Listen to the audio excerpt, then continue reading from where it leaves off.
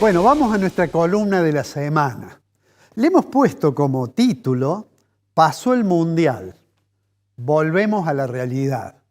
Porque realmente durante este periodo, muchas noticias que tienen que ver con la economía, tanto buenas como regulares, como malas, quedaron ocultas detrás de la presencia excluyente de la competencia mundial de fútbol. Bueno, ahora ya pasó, más allá de las discusiones y de los comentarios. Hay quienes dicen que Argentina tiene 47 millones de directores técnicos, tiene también 47 millones de economistas. Pero vamos a lo nuestro, a la situación que quería comentar respecto del escenario macroeconómico. El presidente Milei y su ministro de Economía, Caputo, probablemente deben estar por estas horas con algunas preocupaciones. Caputo está trabajando y seguramente va a ser anunciado en modificaciones que tienen que ver con la cuestión tributaria, con el tema de inocencia fiscal. Va a haber allí modificaciones. También ha habido modificaciones respecto de aquella restricción que existía para los aportes a los gremios y que ha sido modificado. Digamos, todas estas decisiones probablemente estén pensadas en términos de lo que antes de que comenzara el Mundial parecía ser un hecho que se aceleraba día a día, que es la pretensión del gobierno de ya plantear la reelección del presidente. Y en eso trabajaba seguramente el presidente en los anuncios que realizaba.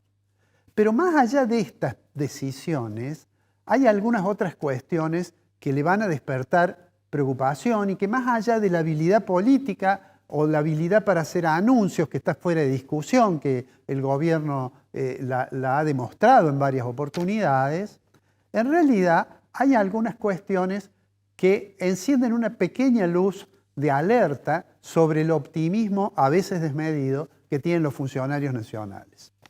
Mire, si uno tuviese que resumir en dos líneas cuál es la idea de diagnóstico económico que tiene el gobierno, diría que el gobierno cree que hay dos cuestiones básicas para resolver todos los problemas de la economía argentina. Uno de ellos es la prudencia fiscal, o como llaman, el ancla fiscal. ¿Qué quiere decir eso? Lo ha dicho 1000 veces el presidente, lo ha dicho Caputo. En realidad lo que quiere decir es que no se puede gastar más de lo que ingresa y que entonces apelan y lograron rápidamente, ni bien asumió en diciembre de 23, a los 45 días ya podía exhibir que había superávit fiscal. Un ajuste muy fuerte, pero logró el ajuste fiscal y planteó allí prácticamente que nunca más iba Argentina a tener déficit.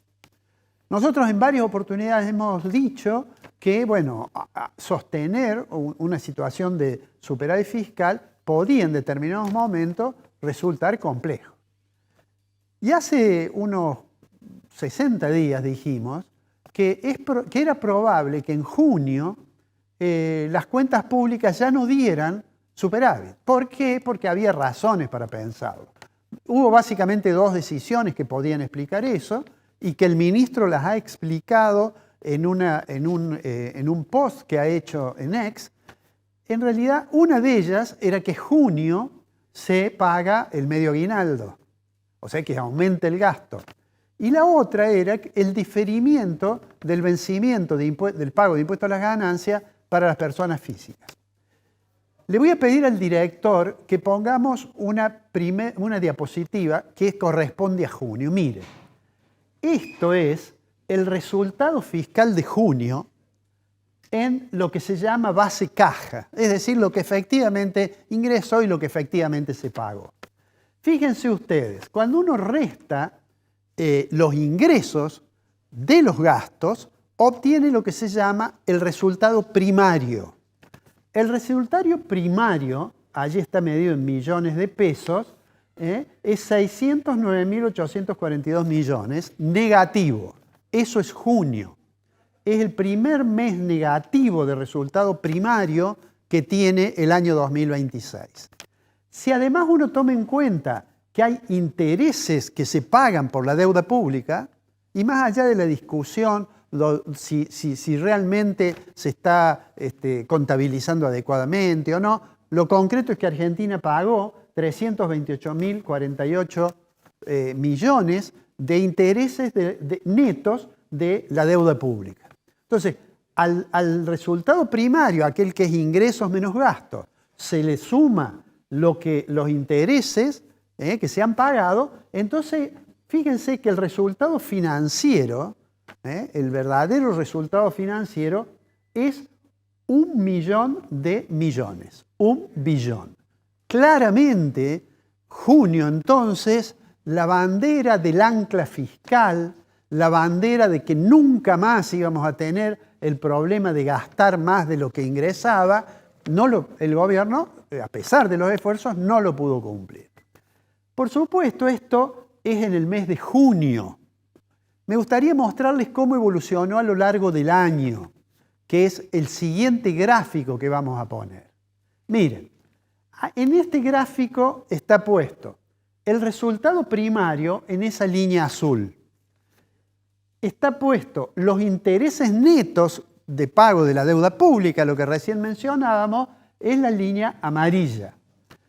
Y el resultado financiero, que uno podría decir es el verdadero resultado del mes, es cuando se le adiciona a aquel déficit primario lo que se pagó por intereses netos de la deuda, y entonces llegamos así a que tenemos el resultado financiero en la línea marrón. Si nosotros vemos mes por mes, vamos a ver que en enero el resultado financiero era positivo.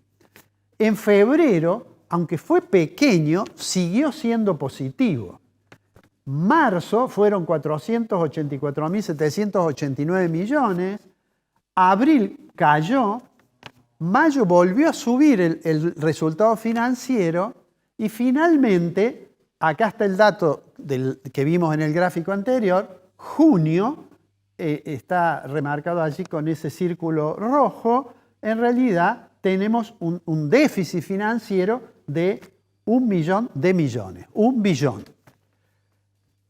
Si uno toma el acumulado, el ministro Caputo hizo una publicación, posteó, y dijo, bueno, en realidad tuvimos este déficit, pero dice, si nosotros vemos el acumulado, vamos a ver de que en los primeros 6 meses del año todavía, no escribió todavía, pero dijo, tenemos superávit fiscal, tenemos superávit primario y tenemos superávit financiero.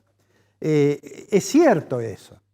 Ahora, ¿por qué razón esto, que está explicado básicamente por el pago del medio aguinaldo y por el diferimiento, por qué esto de todos modos representa también alguna preocupación?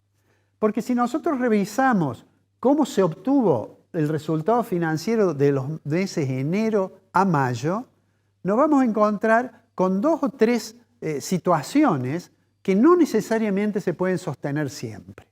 Una primera de ellas son los ingresos extraordinarios. Los ingresos extraordinarios son los ingresos que tiene el Estado por una privatización. Entonces, cuando uno privatiza un bien, recibe un ingreso extraordinario, y eso ocurrió en el primer semestre. Hubo ingresos extraordinarios que obviamente, si yo vendo un bien y recibo el pago de ese bien, no lo voy a poder volver a recibir el año que viene o el mes que viene. Entonces, en la obtención de este superávit que se ha obtenido en este semestre, hay al menos, yo diría, 2 cosas que deberían tomarse en cuenta. La primera, cayó la recaudación en términos reales.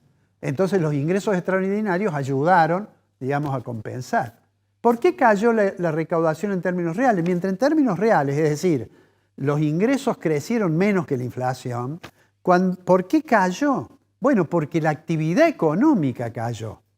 Y a pesar de que, por ejemplo, el gobierno puede mostrar un comportamiento de las exportaciones realmente muy bueno, tiene récord incluso en el balance comercial, es decir, en la diferencia entre exportaciones e importaciones, cuando el nivel de actividad está en una fase que no se recupera, entonces lo que sucede es que los impuestos, hay muchos impuestos que están muy correlacionados con el nivel de actividad. Si la economía entra en una fase recesiva, digamos, los ingresos del sector público se reducen. Los impuestos reducen los ingresos. Entonces, tuvimos caída de los ingresos. Mientras que el gasto primario creció ligeramente respecto del año anterior.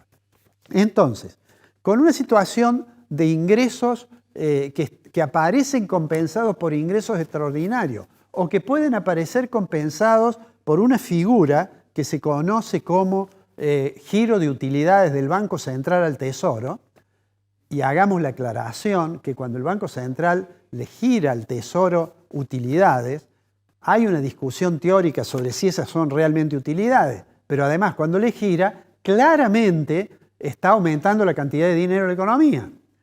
Pero entonces, ese giro de utilidades, que lo ha hecho este gobierno, y que sin embargo, en la discusión que hay sobre modificar la Carta Orgánica del Banco Central, el gobierno ha dicho que no va a permitir, después de las modificaciones, que haya ese giro de utilidades. Entonces, entre los ingresos extraordinarios, el giro de utilidades y el resto de las razones por las cuales se logra superávit en las cuentas públicas, es porque obviamente hay un ajuste muy fuerte en los salarios y en las jubilaciones. Para redondear la idea, si yo tengo la economía que no está creciendo significativamente, que hemos dicho muchas veces que hay sectores que están bien, y ahí siempre se menciona el sector agropecuario, la minería, el petróleo, el sistema financiero mostró crecimiento, pero hay otros sectores que están muy mal, básicamente muchas ramas de la industria manufacturera. Si tenemos esa realidad de que la economía no se recupera rápidamente, si vemos que las recaudaciones de impuestos en términos reales caen, si vemos que además es muy difícil sostener nuevos ajustes sobre aquellos elementos que ya se habían ajustado, como son salarios o jubilaciones. Si uno mira ese panorama, entonces diría, el gobierno tiene que tener una preocupación respecto de esa frase que parece que era la cuestión central del programa económico, que es decir, si yo tengo superávit fiscal y además no tengo emisión monetaria, los problemas se van a resolver solos. No parece que eso sea así. Y demos algún dato de por qué, a pesar de las declaraciones de los funcionarios, a pesar de la última publicación que hizo el ministro Caputo, por qué hay ciertos temas, y vuelvo a decir algo que hemos dicho antes, que son sobre todo los temas de la economía real que preocupan. Porque la idea del ministro Caputo, avalada por supuesto por el presidente, por Javier Milei, es decir, bueno, sabemos que la economía está creciendo como a 2 velocidades, pero eso siempre ocurre, siempre hay algún sector que se recupera antes que otro. Y la idea que está implícita, y que Caputo la ha expresado varias veces, es que el sector que pierde en este esquema de política económica, los sectores, por ejemplo, ramas industriales que pierden, o como perdió de manera significativa construcción, esos sectores expulsan mano de obra, pero los sectores que ganan van a compensar y van a tomar esa mano de obra. Bueno, no es eso lo que muestra la información del mercado de trabajo. La información del mercado de trabajo muestra que en realidad trabajo registrado ha habido una pérdida muy importante de puestos de trabajo. ¿Por qué no se percibe en un aumento significativo de la tasa de desempleo abierto? Porque hay otras formas de trabajo. Básicamente aparece la figura que para compensar los empleos formales que han caído significativamente, aparece la figura de los trabajadores que están nucleados en torno a monotributo. Porque en monotributo hay, por supuesto, una porción importante que son monotributistas que trabajan y facturan y por el nivel de facturación pueden liquidarlo a través del monotributo, pero además hay muchas prestaciones que son trabajo asalariado informal, trabajo precarizado y que aparecen bajo la forma de un monotributista. cuando uno analiza con cuidado el informe del mercado de trabajo que publica La Nación, advierte que el crecimiento que a veces se expresa, que ha crecido la cantidad de empleo, es básicamente de monotributistas o de trabajadores informales. Y eso nos tiene que decir algo respecto de lo saludable que es este proceso de cambio que se está viviendo entre algunos sectores que son perdedores de este modelo y otros que son ganadores. Parece poco probable que si no hay una recuperación efectiva de la economía, vaya a mejorar significativamente el trabajo asalariado registrado. Y si eso no ocurre, es poco probable que se reactive más aún la economía vía el consumo. Lo hemos dicho aquí, el consumo es aproximadamente un 70% de la demanda agregada de la economía. Y la demanda agregada es una función del ingreso disponible. De manera tal que, en la medida que los salarios no se recuperan, y los salarios no se recuperan porque la economía no está creciendo, no hay nueva creación de puestos de trabajo registrados, entonces, digamos, la mirada hacia adelante deja de ser tan optimista como a veces la plantea el gobierno. Para resumir, los datos fiscales siguen siendo razonablemente buenos. No deberíamos confiar en que se van a sostener siempre por la información que brindamos, y no solo porque el dato puntual de junio dio déficit en el resultado primario y en el resultado financiero, sino que, por las razones que dimos, parece poco probable que se pueda sostener siempre. Si eso es así, uno de los argumentos centrales del gobierno, de la política económica del gobierno, tienen, digamos allí, una dificultad. ¿Podrá el gobierno tomar decisiones que corrijan esta dificultad para poder tener definitivamente éxito en caminar hacia una economía que no tenga una inflación tan alta como la Argentina y que crezca de manera sostenida? Lo vamos a ver más adelante, aunque digamos que estamos entrando ya en una fase en que el gobierno va a tener como puerto de destino elegido la reelección del presidente. Y a veces esas cosas no resultan ser buenas consejeras para el diseño de la política económica.